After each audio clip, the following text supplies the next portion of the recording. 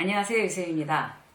우린 누구하고 얘기를 할 때 누구하고는 참 말이 잘 통한다, 잘 맞는다 이런 사람이 있는가 하면 어떤 사람하고는 정말 안 맞아도 너무 안 맞는다 이런 사람이 있죠. 그리고 딱 말이 세 마디가 건너가면 이미 감정이 상하고 싸움이 되는 그런 사람이 있게 마련이에요. 그게 이제 직장 동료가 될 수도 있고 상사가 될 수도 있고 또 뭐 친구가 될 수도 있고 이제 가장 흔한 경우는 이제 배우자가 될 수가 있는 거죠. 별로 좋은 일은 아니지만. 그래서 어쨌든 우리가 이제 말만 하면 싸우게 되는 사람들하고 실질적으로 정말 화해의 어떤 대화법은 어떤 게 있을까? 계속 싸우면서 지낼 수는 없잖아요. 막, 야, 로또야, 완전 이렇게 안 맞을 수가 없어. 이렇게 하면서 계속 그 사람과 관계를 이제 이어나갈 수는 없으니까 이왕이면 그렇게 말만 하면 싸우는 사람들하고 자, 화해의 대화법을 한번 모색을 해보자. 오늘 이제 그 방법에 대해서 함께 이야기를 나눠보도록 하겠습니다.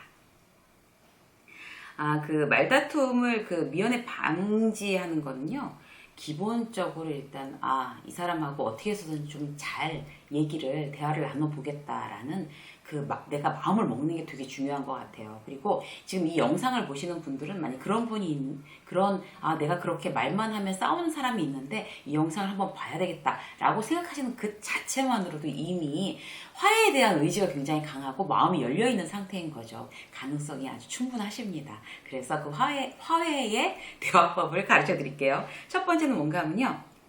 일단 정확한 표현을 쓰자라고 내가 결심을 하는 거예요. 그래서 애매한 단어를 쓰지 않고 혹시 이제 내 마음대로 그냥 나 편할 대로 얘기를 해서 저 사람이 오해를 할 만한 그런 단어를 내가 쓰고 있지 않았나? 이런 거를 한번 반성을 해볼 필요가 있어요. 누구든지 사람들은 다 자기 위주로 자기가 편한 대로 이미 나는 그렇게 마음을 먹고 있으니까 그렇게 생각하고 있으니까 내가 하는 얘기를 저 사람은 정말 바보가 아닌다며 이건 이해할 수 있는 얘기 아니야? 내가 뭐 딴 나라 얘기하는 것도 아니라 한국말 얘기하는 건데 왜 못 알아듣는 거야? 이렇게 화내실 수 있는데요. 사람들은 누구나 다 자기 위주로 생각하기 때문에 충분히 오해할 수 있어요. 그래서 내가 하는 얘기 중에서 애매한 단어를 쓰지 않았나? 그리고 그냥 정확하지 않은 표현을 쓰지 않았나? 이걸 한번 생각해보고 이제부터는 정확한 표현을 써야지 라고 생각을 하신다면 훨씬 더 맞지 않았던 사람하고 잘 맞아질 수 있는 첫 번째 스텝이 될 수 있습니다. 예를 들어 볼게요. 회사에서부터 먼저 출발하죠. 회사에서 내일 오전에 보고해. 상사가 이렇게 얘기를 했어요. 그럼 내일 오전이 몇 시? 몇 시를 얘기하는 거죠? 내일 오전에 내일 아침 9시? 출근하자마자? 아니면 내일 오전이면 뭐 내일 와서 마지막으로 한 번 더 정리를 해서 그러면 한 11시쯤 점심 먹기 전까지만 보고를 해도 되나? 서로 이제 뜻이 다른 거잖아요. 직장 상사는 내일 오전에 내일 김대리 내일 오전에 보자 라고 했으면 9시에 자 김대리 갖고 와봐 이렇게 되는 마음을 먹은 거고 김대리는 11시쯤 보고하면 되겠다. 그럼 내일 아침에 와서 해도 되겠네 뭐 이렇게 생각을 하는 거죠. 그러니까 김대리하고 김과장은 서로 안 맞는 거예요. 그래서 회사에 있을 때는 무조건 수치로 표현을 한다. 자, 내일 아침 9시 반에 보자 김대리 보고서 완성본으로 중간 체크 용도가 아니고 완성본으로 내일 아침 9시 반에 보자. 이렇게 얘기를 해줘야 됩니다. 그래서 난 정확하게 표현을 쓰고 있나? 그리고 또 비슷한 예를 들면 어떤 게 있냐면 왜 우리 이런 거 있잖아요. 실제로 이제 얘기할 때 그런 게 있어요.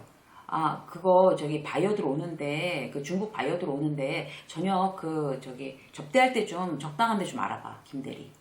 적당한 데 어떤데? 그렇게 얘기하는 상사들 있죠. 그리고 아니 적당한 데로만 알아. 그걸 내가 일일이 얘기를 해줘야 되나?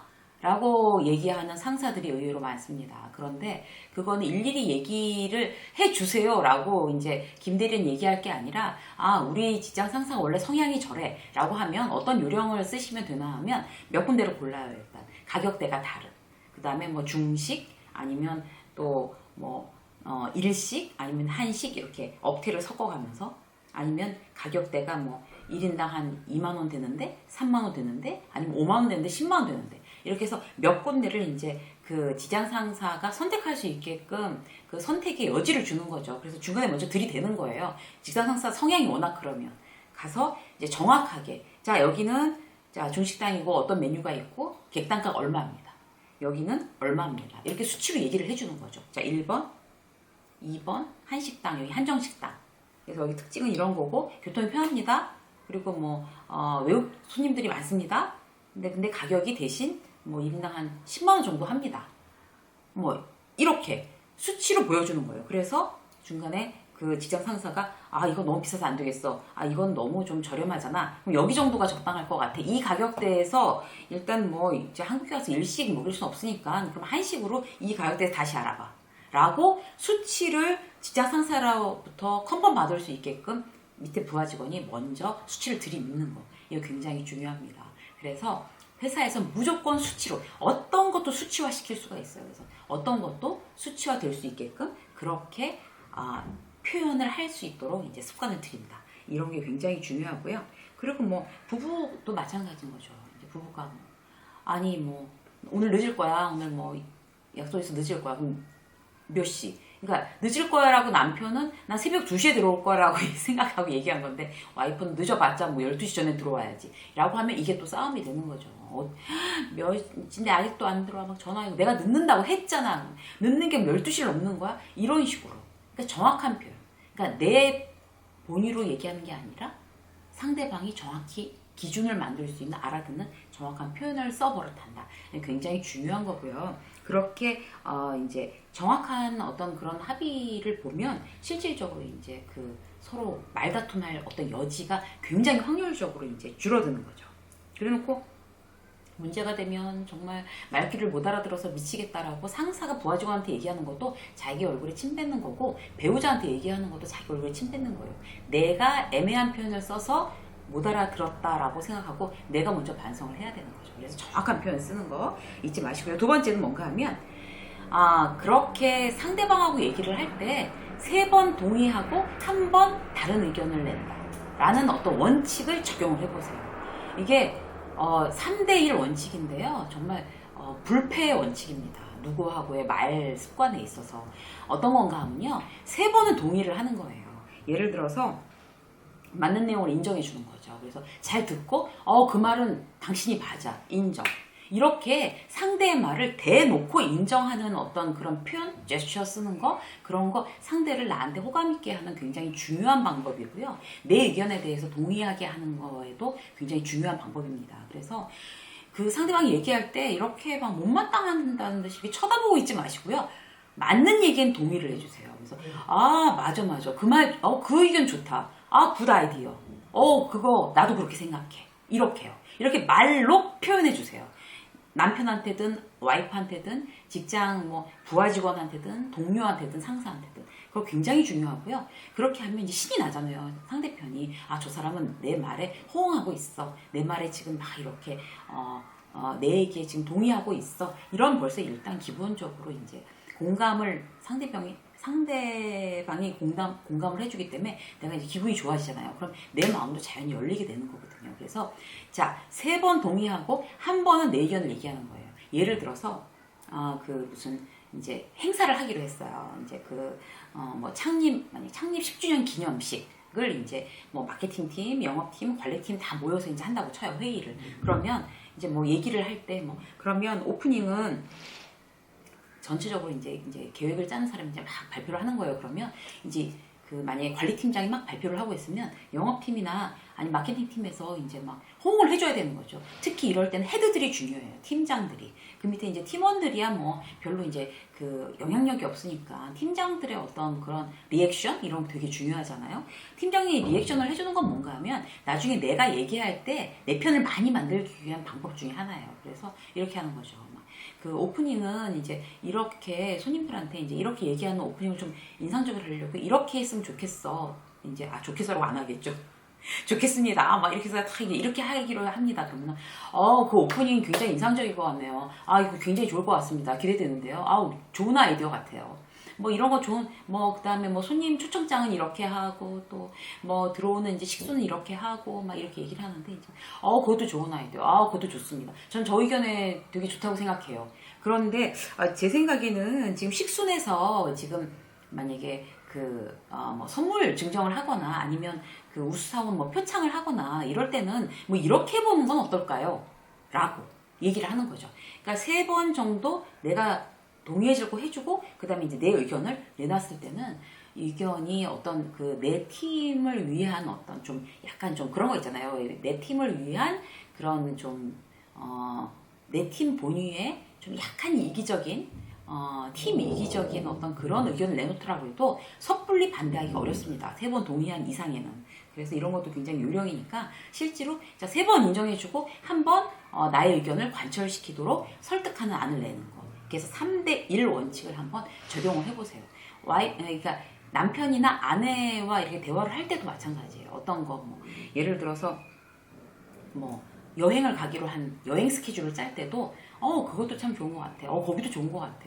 지난번에 당신이 가자고 그랬던 거 거기에도 되게 좋았잖아. 이런 거 좋았잖아. 이렇게 얘기해주고 그런데 말이야 이번에는 이거 어때? 라고 얘기해주는 거예요. 여기도 3대1의 원칙을 적용하시면 훨씬 더 배우자나 친구나 뭐 아는 지인을 그 내 의견을 동화시키게 내 의견에 동의하도록 만들기에 쉬운 방법이 되겠습니다. 자, 마지막으로 볼까요? 3번째는요. 핵심에서 벗어나지 않도록 스스로 계속 노력을 해야 돼요. 그래서 지금 이 대화를 하는 이유가 뭐지? 지금 내가 핵심에서 벗어나고 있나? A로 시작을 했으면 뭐 최소한 A 다시 뭐 이렇게 끝나야지 뭐 A로 시작했는데 뭐 B나 C로 끝나면 안 되는 거죠. 얘기가.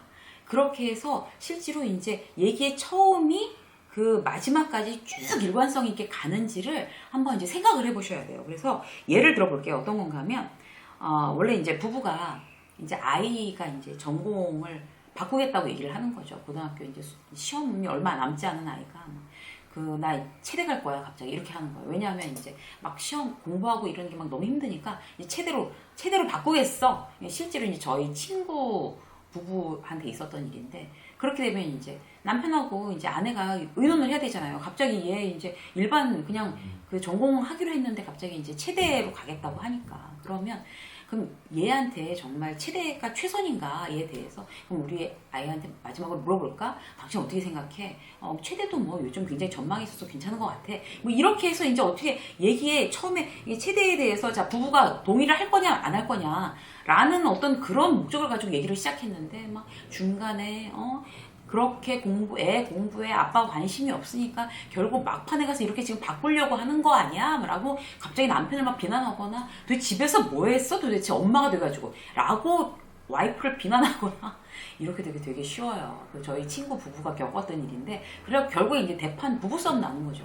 그러니까 얘기가 핵심에서 자 체대 가는 걸 응원해 줄 거야 아니면은 엄마 아빠 의견은 이런데 다시 한번 생각해 보지 그러니 뭐 라든지 뭐 그러면 다른 어떤 급속하게 뭐 어떤 다른 어떤 아이디어를 내줄까 뭐 제안을 해볼까 이런 거였는데 실제로 뭐 부부가 서로 비난하는 그런 부부싸움이 일어나게 되는 거죠. 그래서 핵심 대화의 목표 대화의 목적 본질을 흐리지 않는 거 굉장히 중요한 것 같아요.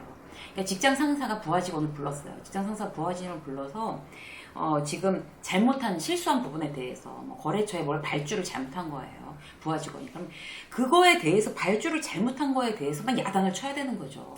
발주를 잘못하게 된 이유. 서로 메일로 주고받았어? 문자로 주고받았어? 유선통화했어? 증빙으로 남겨놓은 게 뭐야? 그럴 땐 항상 문자, 메일, 그 다음에 나중에 최종적으로 다시 전화로 이렇게 3단계에 걸쳐서 뭘 발주를 할 때는 증빙을 남기고 몇 번씩 확인해야 돼. 네가 잘못한 거야. 그런 거 부주의했어? 라는 거를 확실하게 얘기해주고 다음부터 그러지 못하도록 방법을 가르쳐야 되는 건데 네가 요즘 정신이 나가 보이더라. 아침에 뻑하면 지각하고 전화기 들고 사적인 전화로 나가고 그렇게 정신이 나가 있는데 발주는 온전히 했겠니? 갑자기 발주를 잘못한 문제가 막 근태 나오죠. 그 다음에 근무 시간에 뭐 그 딴짓한 얘기 나오죠. 그렇게 되면 그 부하 직원은 동의하지 않아요. 본인이 잘못한 거에 대해서 반발심만 생기는 거죠. 그래서 이런 그 사람이 잘못한 거에 대해서 얘기하려면 직장 상사도 항상 딱 명심하셔야 될 게 그 잘못한 그 부분에 대해서만 바짝 야단치고 그 다음에 어떻게 이 일을 앞으로 수정해서 2번 다시 같은 실수를 반복하지 않게끔 하는 어떤 팁을 마련해 줘야 되는 거죠. 티칭이 들어가야 되는 거죠. 그리고 다른 얘기를 할 거면 나중에 그 이후에 그렇게 얘기하는 거 굉장히 중요합니다. 핵심에서 벗어나지 않는 거. 내가 지금 말을 하다가도 내가 지금 이 핵심을 계속 잘 지키고 있나? 지금 핵심에서 내가 벗어나는 게 아닌가? 그리고 막 군더더기 필요 없는 얘기를 막 덧붙이고 있는 거 아닌가? 라는 걸 계속 생각하는 거. 굉장히 중요한 겁니다. 오늘 그 말만 하면 싸우게 되는 사람과 화해의 대화법 3가지에 대해서 말씀드렸습니다. 첫 번째는 정확한 표현. 특히 회사에서는 수칙을 내세우는. 누구든지 그 어떻게 그 기준에서 다른 생각을 오해할 수 없는 어떤 정확한 표현에 대한 습관을 들이자. 그리고 두 번째는 3번 동의하고 1번 의견을 내는. 그렇게 해서 3대1의 원칙을 우리끼리 한번 적용을 시켜보자. 그리고 3번째는 핵심에서 벗어나지 않도록 중간중간 대화를 하는 중에도 내가 지금 핵심에서 벗어나고 있는 거 아니지, 내가 지금 내 목표에 대해서 정확하게 집중해서 얘기하고 있는 거지, 그다음에 쓸데없는 얘기하고 있는 거 아닌 거지를 스스로 계속 체크하는 그런 습관. 그런 습관 굉장히 중요하다고 말씀드리고 싶습니다. 말만 하면 싸우게 되는 사람과 화해하셔서 굉장히 사이가 좋아지는 그런 대화법을 능숙하게 구사하시는 여러분이 되시기를 응원하겠습니다. 유세미의 직장서 오늘 여기까지 하겠습니다. 고맙습니다.